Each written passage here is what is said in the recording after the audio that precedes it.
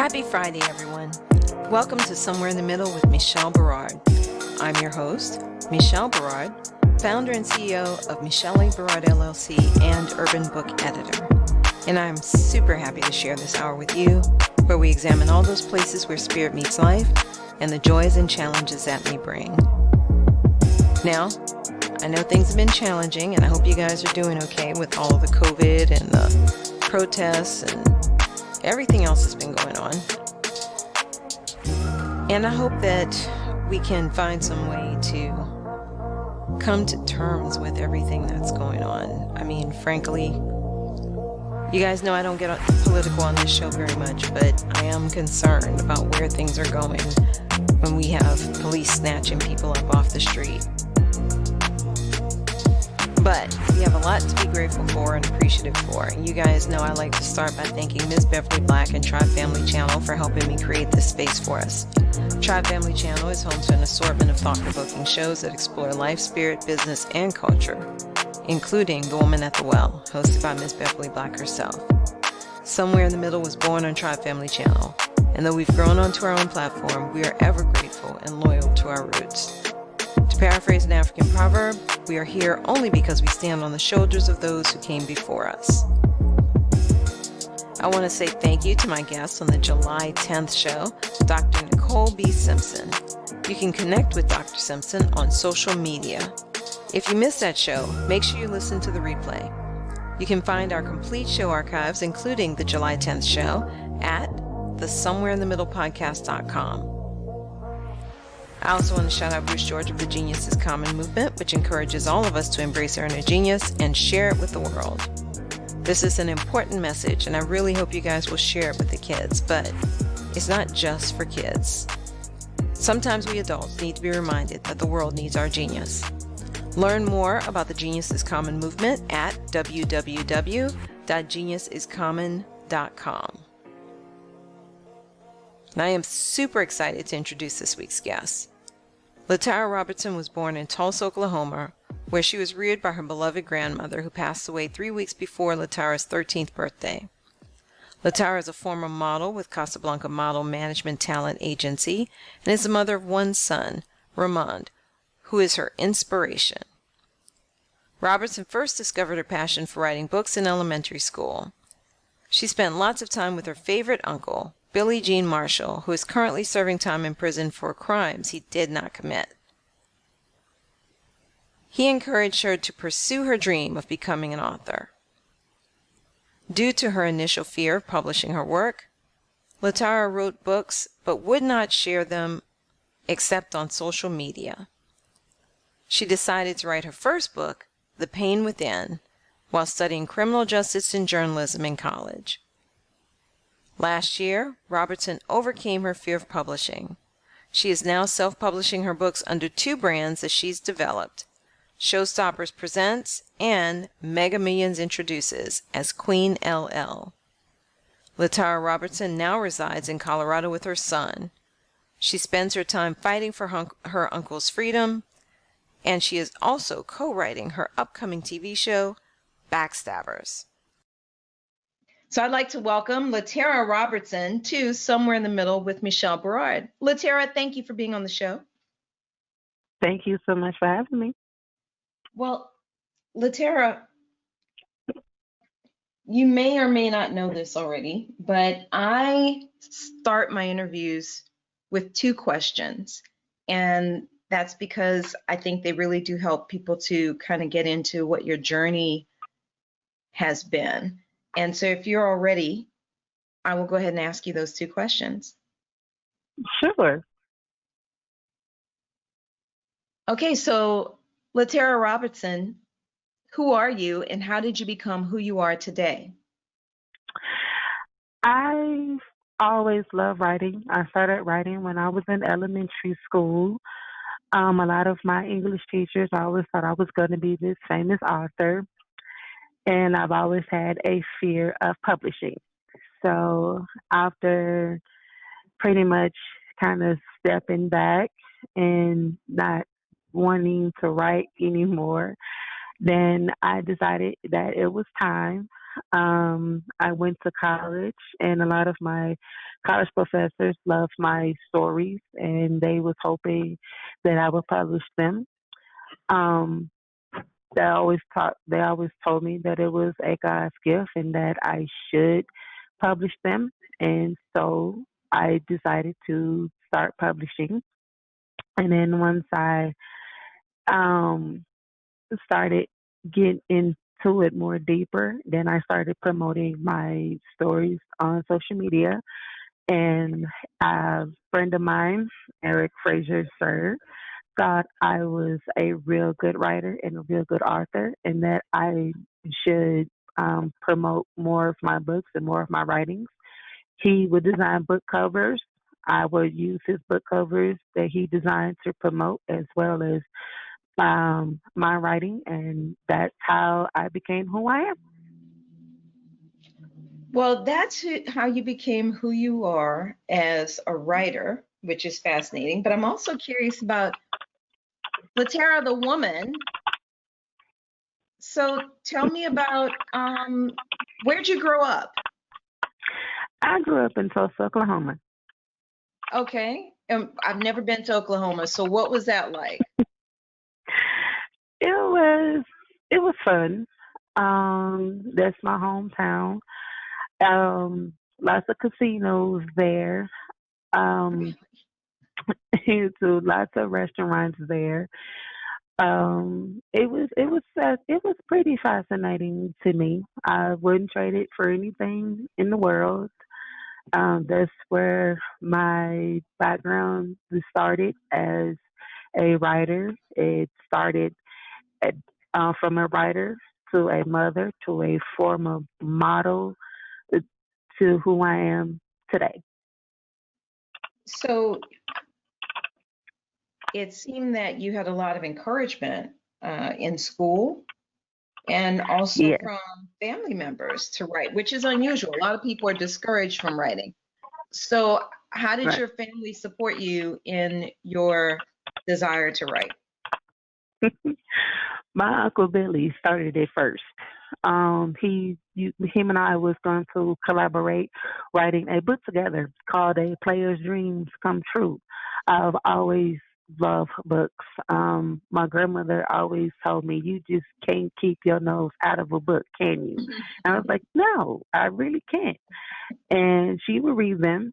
I grew up reading Mary Higgins Clark, Terry McMillan, Carl Weber, Mary B. Morrison, just to name a few of my favorites that I would love um, to read. And I got so fascinating of their work. And I've always had a million stories to tell. My English teachers would have me to read my stories out loud. It was one that I did read that my teachers still use to this day, which is called The Lonesome Girl. And I wrote that short story because when my uncle got tragically killed on his birthday, I decided to write my first short story based off my tragic experience. And they still use my story till to this day. Wow. So that was in elementary school that you wrote that? That was That was in sixth grade when I went to Thomas Edison Middle School. My English teacher, Miss Eileen Davis, had read it and it made her cry. And my English teacher, Miss McNamara, had read it and it made her cry. And they still have copies of my story and they still read them. Wow. So that's amazing. So you're already were famous at your school. Yes. So I'm curious because you and I have talked offline, Hmm. and you mentioned that you operate under more than one pen name. What was that Yes, I do. decision about? Why did you decide to do that? And so I decided to do a partnership with a great friend of mine, Tice Mackins.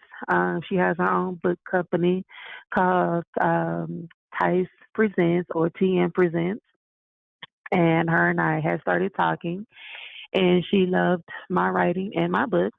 I decided to do a partnership contract with her, and I decided to write under a different pen name underneath her company, which is Rich LT. And I do have my first release that's coming in March, called my um, "What Wifey Won't Do, My Side Chick Will," and that's this coming out in March. And so hopefully everyone will enjoy it as much as I have enjoyed writing it. So what kinds of things will the side chick do that the wifey won't do? Give us an example. It's a spinoff of the Pain Within, and um, what it's about is that Tiana, at the age of 13, has always had a fascination with older men, Mhm. and she tries to keep her dating life a secret. The only person that knew about her personal life outside of school life was was a former best friend that she trusted. So as Tiana grew, um, got older, she became more closer to her favorite uncle, which is Kingston. And after going through a tragic time when her grandmother died, Lily Mae, she just felt alone. So she just kind of started to rebel. Um, so years later, she became a parent. Her favorite uncle gets released from prison, and her favorite cousin gets married. And then she knows that her husband is having another affair with a former friend of hers, but she just doesn't have the proof. So he's trying so hard to keep this secret because he doesn't want his wife to find out that he once again had cheated. Mm, okay. So how much of these stories that you tell are ripped from the pages of your own life? What percentage would you say? I would say 80% of it. 80%. Wow, that's a Yes, lot. yes, And yes, 80. what is your favorite story? Which one is closest to some situation that you actually encountered in your life? The pain within, because Tiana reminds me so much of myself. She's done, has dealt with so much tragedy on her own with no help. I lost my grandmother at 13. Uh, she's been gone now for the last 23 years. She was her best friend. She was raised by her. No father in the picture until she became an adult, somewhat as an adult. Um, she have older siblings, but they didn't make much time for her. The only person that actually made time for her and made her feel like she was special was her favorite Uncle Kingston. Mhm. And um, he's always been there for her. He took on the role not only just being an uncle, but being a best friend, being the father that she never had. They became so overprotected of each other because he went through more tragedies than she had. And Mhm. so those two books are the closest to me. So why did you decide to go out on your own for publishing? I mean, you were with a publisher initially, yes? Yes, um, because I wanted to express myself more. And I really hate deadlines. And so I want to make sure that people understand me as a person. And I want them to be able to relate to everything that I say. and that I'm totally different from other authors. I I want to give them something new and fresh, not just as who I am, but also to be able to look at me as someone that's like, she over became all of this. I couldn't walk a day in her shoes to survive this. I don't label myself as a victim. I've always labeled myself as a survivor. So when I take chapters from my life and I put them into my books, that's how I want people to view me as a serious writer, as a serious author, and as someone that can relate to how they feel. Because I've been on that side of the tracks. Yeah. Well, and so now you've got not just one publishing company, but two, right? What are It's those? three. Oh. It's three. Showstoppers presents and Mega Million introduces are my two brands. Mhm. TM presents or Types presents is who I am writing under Richelle T. Because a lot of people know me as Queen LL. And so I want people to get to know me as Richelle T. That's who I want people to get to know me as. I'm I'm the same person. I still write the same way I've always have written from the heart and how I express myself and the advice and the opinions that I give. And so this is why I'm writing under two different pen names and to give um, people new flavor and for them to view me as am I worth their money and their time as much as I spent my money and time writing these books. Hmm. So let's talk about the writing process. How long does it take you typically to write a book? Um, During my weekends off, it usually would take me about, I would say, 2 to 3 weeks, um, depending on how much I can get done during that day. If my 14-year-old doesn't have any plans for us to do, then I can sit down and I can pretty much can write a book within 2 to 3 weeks time. Sometimes it might take me a little longer because I need to learn to stop trying to write multiple books at one time. That's my biggest problem. I start on one book, then I get this fresh idea for another one, and then I just keep writing. And because I want to be able to finish multiple of books at a certain length of time, so all I have to do is just send them off to the editor, let the editor handle their business, and then while they're working on one end, I'm working on another one. Because I've already flooded out Ty's timeline. I already flooded hers out with 6 books already. Wow. Um, yeah, and I do promote myself as Queen LL, and I also promote myself as Richelle T. So a lot of people ask me like, okay, do you have a identical twin? Do y'all write the same? No, I'm one person, and so, but I would love for you to get to know me under two different pen names because this is who I am. So I'm taking everything that I'm learning from her company to invest into myself as a serious author and writer, and as well that I can invest into my own two brands. Okay. Okay. So tell me, what kinds of things have you learned through your partnerships with others in the publishing? Patience. I learned how to be patient, book Hmm. sales, and audience.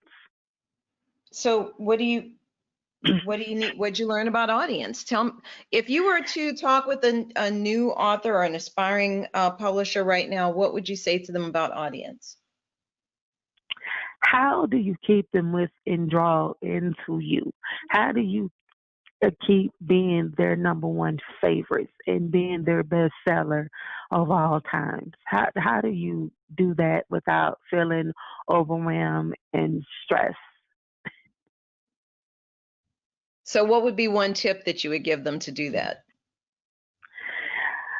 Oh, I would just say be true to who you are, right from the heart.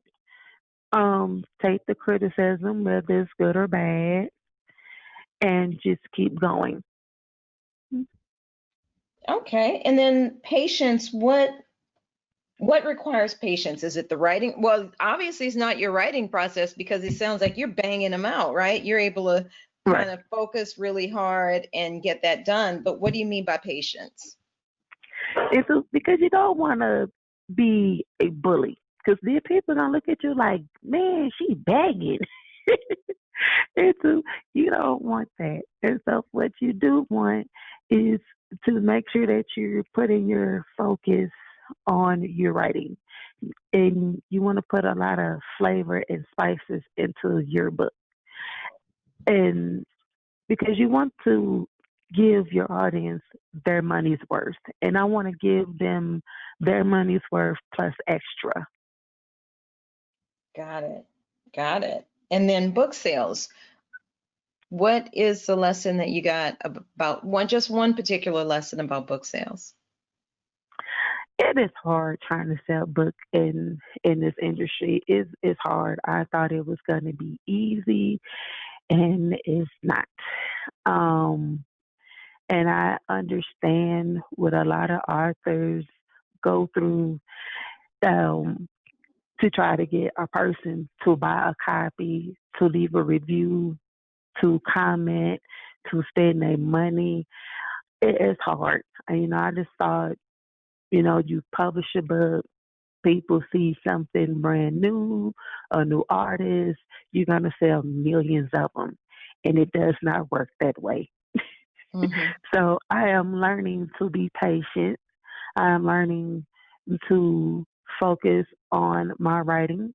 And then once I focus on my writing and I got the whole book complete, ready to go out to be published to the world, then um, people will come to me on their own.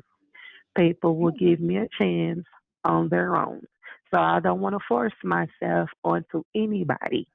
I just want them to naturally, like, hey, I really like your books, and buy a copy or two and enjoy it. Well, but you also have a background in promotion. So what kinds of things Hmm. were you doing? And I recall you mentioning that you had a fear of publishing, but I Hmm. think when we talked before, you said that you started sharing some of your work on social media. How did you come to the Hmm. decision to do that? I started promoting publishing work for a publishing company. As I met my good friend Eric Fraser Sher, and he had came across a couple of stories that I had written, and he was like, "Why don't you publish? Because honestly, you got what it takes to be an author." Even my the publishing company that I was promoting for had read them and had offered me a contract, but I just wasn't ready. I didn't feel comfortable to step out from the dark and into the light to let people see what God talent had gave me, and I've always been that way. I've I've been so good at so many things, but when it was time for me to actually step out solo and not hide behind other people in the background, I just had that fear because I felt like I wasn't good enough. And everyone kept telling me, "This is good. You really need to uh, put your work out there." Eric designed a few book covers.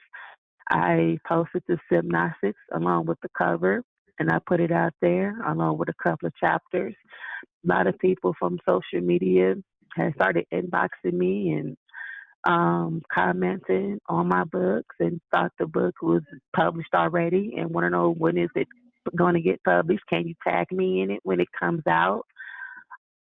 Which I got a lot of great reviews. The one time I did get over my fear of publishing, I was with another publishing company. I wrote my first short story called "My Ex Best Friend Wants to Steal My Man," and I got a 5-star review. I'm no longer with that company, but a lot of people still promote that book. And I have to remind them I'm not with that company anymore. So um, now that I know that people really want that book, I'm gonna have to re-release it underneath my brand and go back and have it put back out there for people to enjoy. So I have a lot of projects that I'm working on. So I'm trying to finish projects that I did write years ago versus the ones that I am working on now. Got it. Got it. So, you started promoting on social media. You had Hmm. these book covers that your friend designed for you. And basically, it sounds like you were promoting before the books were finished. Am I hearing you correctly? Yes. And that's actually, I advise authors when they come to me for editing and we're talking about their whole process. One of the things that I tell them is that the promotion and the writing and editing can all go simultaneously. Those should be Right. parallel efforts, so you can Hmm. build up your audience, right? Right. What other tips might you give to an aspiring author about promoting themselves on social media? Right from the heart. Be true to yourself and do research. With whatever your topic might be for your book, always do research and make it your own. And always try to understand another person's feelings and what they've gone through and been through, even if it's your own tragedy. Put it in your book. Make people really believe this really did happen. I can't believe this happened. If you want to give it your all. You want to really want to put your self effort into it before you just send it out into the world. Well, tell me, of the stories and books that you've written. I written one called An Ending to a Painful Marriage, which is based off my marriage now that I'm divorced. And I'm basing it off of that. The Pain Within uh, is mostly based off my life. Um, as well, Tragedy Between Two Sisters um, is also based off of my life and also a friend of mine life as well. My ex best friend really did happen to me. Oh, It wow. really did happen to me. So everything that so when I wrote that book, it was true. Everything I put in that was true. It was based off what happened with us. That's why we're no longer best friends. Wow. Um and so those are some of the few that are very personal and close to me. Well, and I have to ask, um, because you have a background in criminal justice and journalism, Hmm. and you are, I understand, fighting for your uncle's freedom. He's serving Yeah, time for crimes he did not commit. right, So what does that look right. like? What does, so you're studying the law, what are you doing there? And so I'm studying to be a criminal psychologist. I am studying the law. I also want to work side by side with a lawyer to help me get my favorite uncle, Billy Jean Marshall, freedom back because my uncle is not a killer. He's not a murderer. And I do believe the state of Oklahoma used my uncle's past um, history to win a conviction. Um, that's why me and my family don't really too much touch bases as well. because I do believe my uncle is innocent. I don't believe that he would harm anyone. And I do feel bad for Mr. Garrison, and my heart does still goes out to his family. He was the victim. Um, but my uncle does not deserve to be put in jail for someone else's crime. I also feel bad for Ms. Diana Washington. She was also attacked, and it was just so many lies and so many chaos that Mhm. happened in that courtroom. No one questioned me about my uncle's whereabouts. The DNA proved that he's innocent. He did not commit those crimes. That's someone else's DNA. But because of his brother, my oldest sister, his ex girlfriend, all testified against him, what got him put away. Oh, False my. evidence, what got him put away. Because you based in his burglary crime from what he did 30 years ago. My uncle was a kid. He was 17 years old, trying to be the man of the house, trying to help my grandmother raise his other siblings, and then they all turned their backs on him. I'm the only family who has not turned her back on him, and I'm not going to turn my back on him. I've been reaching out to TV shows to try to get his story aired. I've been, as you say, play detective with Mhm. his cases. I've been trying so hard. I have not seen my uncle in the last 15 years. The 2.5 years he was free, I didn't get the chance to spend any time with him because everyone else was always asking him for favors, and he would do it. He's he's a kind, gentle person. He wouldn't harm anyone. He would give his last if that's what it takes. Wow. Um, so trying to rekindle my relationship with him, it's been hard and rough because I'm in Colorado. He's still in Oklahoma. Mhm. Um, I've been really trying to get him extradited. I reached out to organizations. I have reached out to just about every contact that he has given me. I have written letters to public defenders, lawyers, um, to try to help me get his case overturned and get him back into the courtroom. Mhm. There's no way Michael committed these crimes at all. This is why I want to get him free and move him out of Tulsa, Oklahoma. I do love my hometown. I would never say anything bad about my hometown, but I will say that until you honestly get the facts right and the proof is right there, you don't judge anyone based on their past, period. And that's what the state of Oklahoma did. They took his past when he was 17 and then used it to win a conviction. And I was not thrilled about it. Wow.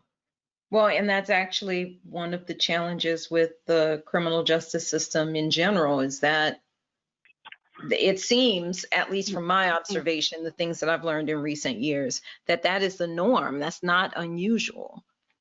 Right. Yeah. And I have learned a lot about that as well. And um, him and I been corresponding. He sent me a lot of his legal paperwork, and I was like, wow, okay. And I'm like, the DNA evidence proves you are innocent. Why are you still there? I have reached out to Tulsa World's newspaper to try to get his story in the paper, and it has not. And he has appealed once or twice before, and it got denied. So I've been saving as much as I can to try to get his case overturned and to looked at. I'm trying hard to reach out to the Supreme Court justice. If I could take it to that level, then that's what I will do. But I would not give up until I have my uncle back. And I believe this is what my grandmother would wanted me to do, was to be there for him. And I'm going to be there for him. Is that part of how you became interested in criminal justice and helping in that area? I became interested in law when I was 17 years old. Um, I've always had a fascination with why people commit the crimes that they commit. And then I have to look at it. It had to be a reason. Nobody was not born to be a criminal. It's Mhm. a reason behind it. My uncle always told me I'm just naturally nosy. Well, I am that too. And so I just really felt the need to really just get out and to really just do more. So I became interested in law. I was once a nurse, but I was never fascinated with medical. I've always been fascinated with criminals, and I've always wanted to know how did it get to this point? How, because a lot of them are in there that are actually innocent. And I've watched a movie that was based on a true story, The Wrongfully Convicted. And I'm like, that's like my uncle. He's been wrongfully convicted of something he did not do. And it Mhm. took this guy 20 years to get his freedom before anyone would listen to him. And so now he's an activist for men who have been wrongfully convicted. And I just want to go back and I just want to really study more closely about the law. How can you do this? And even help change some of the laws that they have because it's ridiculous. Well, and it certainly does not live up to what's supposed to be a fair and equitable system if basically you can get convicted without proper evidence. Hmm. Yes. And so that's what I'm doing. And I pray every day that someone will hear my story, that will hear my uncle's story, and like let's let's get him free. He does not deserve to be in there, and that's what I hope for every day. That's what I pray for every day. That's what I work hard on every single day is to get my uncle out of prison. Well, are some of those things also in your book about, Yes, if you read the pain within, then you will see exactly what my uncle went through while he was in there. And the little bit of time that he was free and the little time we got the chance to spend before these heinous crimes came about and then he got sent back to prison. Um, that's basically what I'm doing now. well, and I would imagine that you're studying the law and, criminal psychology and stuff like that Hmm. would inform your writing because it sounded like you really liked writing, suspense type things and those kinds of books. How does that factor into your writing in general? Writing calms me down. It keeps the stress away. It gives me a chance to be someone different than who I am. My uncle Billy loves writing. Him and I was gonna collaborate and write a book together, A Player's Dreams Come True. Even my friend Eric Frazier, him and I had started writing a TV show called Backstabbers. And we've been trying to get that TV show on air forever. And um, I can do more than just write books. I can write TV shows too. But I'm trying to get my uncle to do some acting with me, and he just won't do it. But Wow. it's he just but I'm his favorite, so he doesn't have a choice. But hopefully one day him and I will get to reunite and I will take a trip home and I will get the chance to uh, visit with him and spend time with him because he's a Taurus, I'm a Taurus. I do call the prison to check on him and hope and um, to make sure that he's okay.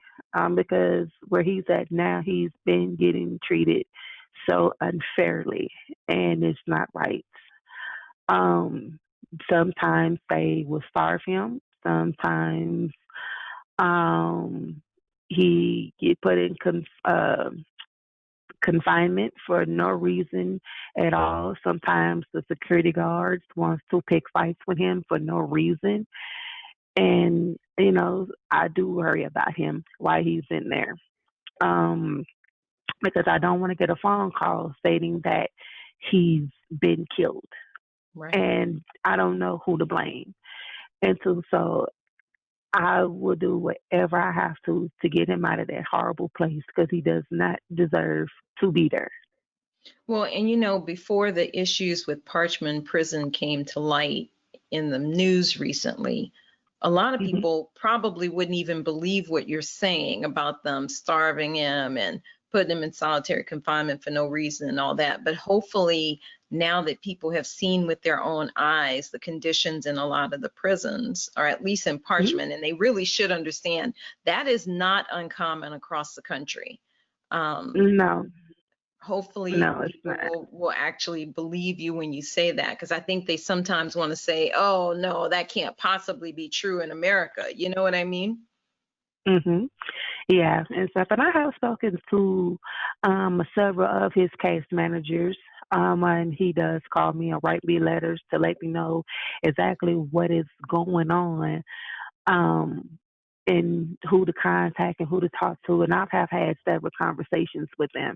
And I know they get tired of me calling because I will call 2 or 3 times a week. I want to know what's going on with my uncle. Hmm. Um, Sometimes he can't even use the phone to call me.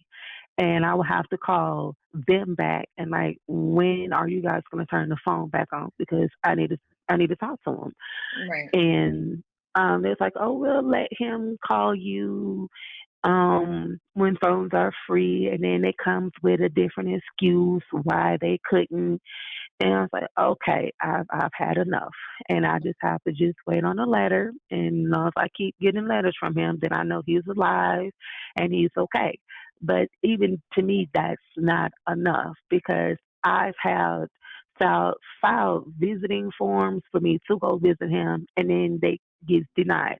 I went and talked to the warden, and I have left messages with the warden, and I have not gotten anything back. And I'm like, this is my family that I am fighting for. And God, I hope Kim Kardashian is listening to this because she might be the answer to my prayers. She might And so, be. Goodness knows she can help a lot of people. She really can. She has a huge platform. yes. And so, yes, it's like, but I tell people if you don't believe my story, then go to him. He will be glad to do a TV interview to tell his story. Whatever we have to do to get him free, and that's exactly what we will do. Um, I couldn't even read the letter because the way how he's been treated, and then he's supposed to been getting transferred. Why they refused to transfer him, I have no idea.